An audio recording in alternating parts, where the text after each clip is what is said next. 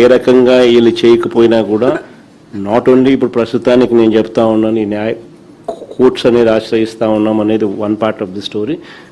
Matter of only time. కొంచెం ఓపిక పట్టు. ఏడిచినందు వల్ల సాధించేది ఏం లేదు, ధైర్యం కోల్పోవడం వల్ల మనం సాధించేది ఏం లేదు. ధైర్యంగా ఉండండి. Matter of only time. 3 ఏళ్ళు కళ్ళు మూసుకుంటే కళ్ళు అయిపోతుంది. మనం వచ్చిన తర్వాత ఎగ్జాక్ట్లీ ఎవరెవరైతే ఈ రకంగా బాధితులుగా ఉన్నారో మీ స్పెసిఫిక్ కేసెస్ మీదనే ఒక ప్రత్యేక కమిషన్ వేసి ఎంక్వైరీ చేపిస్తారు. నేను చెప్తా ఉన్నాను కదా, ఎక్కడ కూడా అన్యాయం అనేది ఎవరికి జరిగినా కూడా we will repair the system. We will ensure that everybody is posted back. So బాధపడితే సాధించేది ఏమైనా గుర్తుపెట్టుకో. ఈ మనం పోరాటం చేస్తేనే మన సమస్య అనేది హైలైట్ అవుతుంది, అందరి దృష్టికి వెళ్తుంది, న్యాయం అనేది జరుగుతుంది. న్యాయం అనేది కూడా మనం పోరాటం చేయకపోతే జరగదు. It can only be justice can only be delayed, it cannot be denied. అది ఒక్కటి ఖచ్చితంగా గుర్తుపెట్టుకో. దేవుడు ఎప్పుడైనా కూడా మనకు తోడుగా ఉంటాడు.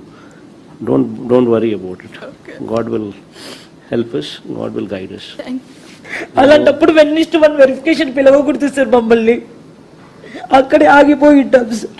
ఒకటి దీంట్లోమో 1:1 అని చెప్పి పిలిచి సబ్జెక్ట్ వెరిఫికేషన్ ఆఫ్ సర్టిఫికేట్స్ మాత్రమే అన్న పరిస్థితి నుంచి రిజెక్ట్ చేయడం అన్నది ఒక తప్పు అయితే, వెరిఫికేషన్ అనేది లో పూర్తిగా సర్టిఫికేట్లో ఆథెంటిక్ జెన్యున్ అని చెప్పి తెలిసి ఉన్నా కూడా రిజెక్ట్ చేయడం ఒక తప్పు అయితే, రెండోది ఇంకోటి ఏంటంటే, ఇంకొకటి ఇంటెన్షనల్గా వీళ్ళు చేసిన మిస్చివస్ పని ఏంటంటే, ఏ ఎగ్జాము రాయకుండా స్పోర్ట్స్ అని చెప్పి ఒక కేటగిరీ ఒకటి క్రియేట్ చేసి వాళ్ళకి ఎటువంటి ఎగ్జాము అవసరం లేదు, ఎటువంటి క్వాలిఫికేషన్ అవసరం లేదు అని చెప్పి వాళ్ళకు టీచింగ్ పోస్టులకు ఉద్యోగాలు ఇచ్చేసే కార్యక్రమంలో భాగంగా ఇయడము, అది తీసుకొచ్చేదానికోసం మిమ్మల్ని అందరినీ కోసేయడము. దాని తర్వాత మళ్ళీ సేమ్ థింగ్ను మళ్ళీ క్రిటిసిజం వస్తుందేమో అని చెప్పి వాళ్ళ పని అయిపోయిన తర్వాత మళ్ళీ గేట్లు మూసేసినారు. మళ్ళీ కొత్త ఇంకో జీవో ఇచ్చి లేదు ఇప్పుడు ఖచ్చితంగా వీళ్ళు కూడా ఎగ్జామ్ రాయాల్సిందే అని చెప్పి వాళ్ళకి మాత్రం వర్తించదంట, ఇక మీదట మాత్రం ఎవరికైనా కానీ వర్తిస్తుందంట అని చెప్పి తీసిన. అంటే దాని అర్థమైంది, వాళ్ళందరితో వీళ్ళు మాట్లాడుకొని వీళ్ళు ప్రలోభాలకు రకరకాల ప్రలోభాలతో తీసుకున్న తర్వాతనే జరిగింది. అది ఇంకొక ఫ్లా. 3 months బయటికి రాలేకపోయాం సార్. అసలుకి చాలా సఫర్ అయ్యాం సార్. నాతో పాటు మా పేరెంట్స్ కూడా సఫర్ అయ్యారు సార్. ధైర్యంగా పడతారు. మరి ఏం కావాలి ఇంతకన్నా? 1998 బ్యాచ్ ఎప్పుడు చెప్పు. దాంట్లో మా బాబాయ్ కూడా ఉన్నాడు సార్. 98 BSc వచ్చి వాళ్ళకి న్యాయం చేసినామంట.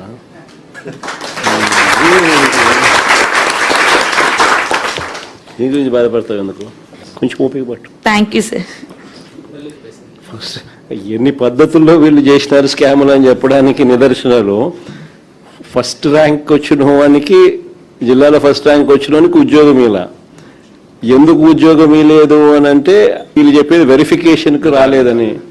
వెరిఫికేషన్కి రానోడు కోర్టుకు పోయి నాకు ఉద్యోగం ఎందుకు ఇవ్వడం లేదు అని చెప్పి కోర్టుకు పోయే కార్యక్రమం చేసినాడు అని అంటే, ఫస్ట్ పేపర్లు లీక్ కాడి నుంచి జరుగుతూ ఉందా? ఇలా కావలసిన వాళ్ళకు ఫస్ట్ పేపర్లు లీక్ ఇచ్చి కొంతమందిని తెచ్చుకునే కార్యక్రమం, తర్వాత రకరకాల పిచ్చి జియోలు ఇచ్చి ఎలాంటి క్వాలిఫికేషన్ అవసరం లేదు అని చెప్పి ఏకంగా జీవోలు ఇష్యూ చేసి గేట్లు ఎత్తడము, గేట్లు తీసేయడము, ఆ పద్ధతిలో కూడా మళ్ళీ తీసుకొచ్చే కార్యక్రమం చేయడంతో గందరగోళం క్రియేట్ చేసినారు. సో ఇక్కడేమో 1:1 అని చెప్పి పిలిచి సర్టిఫికెట్స్ వెరిఫికేషన్ మాత్రమే ఫార్మాలిటీ అనేది పెండింగ్లో ఉండగా, సర్టిఫికెట్లన్నీ పర్ఫెక్ట్గా ఆథెంటిక్గా ఉన్నాయని తెలిసినా కూడా మళ్ళా ఉద్యోగం ఇవ్వకోకుండా ఎగరగొట్టే కార్యక్రమాలు చేసినారు. ప్లస్ ప్లస్ మిమ్మల్ని ఎగరగొడుతూ ఫిల్అప్ చేసినట్టు చూస్తే మోస్ట్ అబ్జర్వ్డ్ పేర్లు ఎక్కడెక్కడో ఏదో క్వాలిఫికేషన్లో ఉన్న వాళ్ళని తీసుకొని వచ్చి ఇచ్చిన పరిస్థితులు కూడా కనిపిస్తూ ఉన్నాయి. వాళ్ళ క్లారిఫికేషన్ అడిగితే అసలు లెక్కలేనితనంతో క్లారిఫికేషన్ ఇస్తారు. మీరు అడిగేది ఒక క్వశ్చన్ అడుగుతారు, వాడు క్లారిఫికేషన్ ఇచ్చేది మీరు అడిగిన భాష అర్థం కానట్టుగా ఏదో ఒక వేరే ఆన్సర్ చూస్తే వేరే మాదిరిగా ఇంకొక క్వశ్చన్కి సంబంధించిన ఆన్సర్ ఇస్తా ఉన్నారు. అంటే లెక్కలేని ధనంతో ఆన్సర్ ఇస్తా ఉన్నారు. మీ అందరికీ మళ్ళీ ఒకసారి చెప్తా ఉన్నాను, మనకు మాట్లాడగలిగిన వాళ్ళు బహుశా నా దగ్గర కొంతమంది రాగలిగినారు, చాలామంది కొన్ని వేల మంది చాలా మంది బహుశా రాలేని పరిస్థితిలో కూడా ఉన్న వాళ్ళు కూడా చాలా మంది కూడా ఉండొచ్చు. కూడా ప్రతి ఒక్కరికి కూడా నేను భరోసా చెప్తాను. ఇక్కడ ఒక కోఆర్డినేషన్ కింద ఇట్లా ఇద్దరు ఎమ్మెల్సీలు, వీళ్ళిద్దరు టీచర్స్ ఎమ్మెల్సీలే, చంద్ర అండ్ కల్పనమ్మ. వీళ్ళకి తోడు మన స్టూడెంట్ వింగ్ నుంచి ప్లస్ మన లీగల్ సైడ్ నుంచి కూడా మన పార్టీ లీగల్ సైడ్ నుంచి కూడా లాయర్లందరినీ కూడా ఎంపానల్ చేసి ఒక కమిటీని ఫామ్ చేసి ఇక్కడ పెడతాం. ఎవరికి ఏ సమస్య వచ్చినా కూడా ఎనీ లీగల్ హెల్ప్, మీరు ఎవరికి రూపాయి కూడా డబ్బు ఖర్చు కాకుండా వీళ్ళే లీగల్గా కోర్టులలో కేసులు వేసి మీ తరపున వాద్యం చేసేట్టుగా వీళ్ళందరినీ కూడా పురమాయిస్తూ ఉన్నాం. సో వీళ్ళందరూ కూడా దానికి అన్ని రకాలుగా కూడా చేస్తారు, చేసి కోర్టులో కొట్లాడే కార్యక్రమం చేస్తాము. మరోవైపున సిబిఐ ఎంక్వైరీ కూడా గట్టిగా అడిగే కార్యక్రమం కూడా చేస్తాము. ఇవన్నీ ఒక ఎత్తు, పొరపాటున ఏదైనా డిలే కావడమో ఇంకోటి కావడమో మీకు న్యాయం జరగని పరిస్థితి ఏదైనా ఉన్నా కూడా బాధపడకు. ఓన్లీ 3 ఏళ్ళే మా దగ్గర మన ప్రభుత్వం వస్తుంది. వచ్చిన వెంటనే ఒక కమిటీ వేస్తాము, మీ అన్ని కేసెస్ దానికి రెఫర్ చేస్తాము, చేసి ప్రతి ఒక్కరికి కూడా న్యాయం జరిగేట్టుగా 98 బ్యాచ్ ఏ రకంగా న్యాయం జరిగిందో మీ అందరికీ కూడా మళ్ళీ ఖచ్చితంగా అర్హత ఉన్న ప్రతి ఒక్కరికి కూడా మీ అందరికీ న్యాయం జరిగేట్టుగా కూడా చేస్తాం.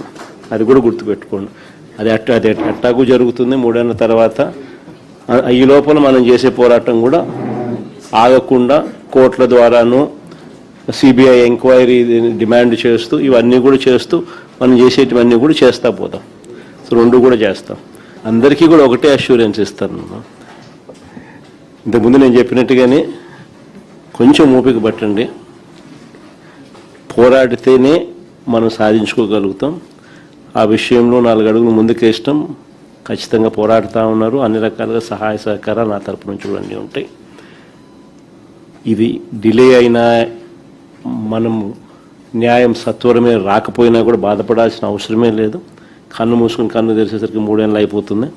అయిపోయిన వెంటనే మనం అధికారంలోకి దేవుని దయ వల్ల ఖచ్చితంగా వస్తాం. వచ్చిన వెంటనే కమిటీ కాన్స్టిట్యూట్ చేస్తాను, మీ అన్ని కేసెస్ దానికి రెఫర్ చేస్తాను.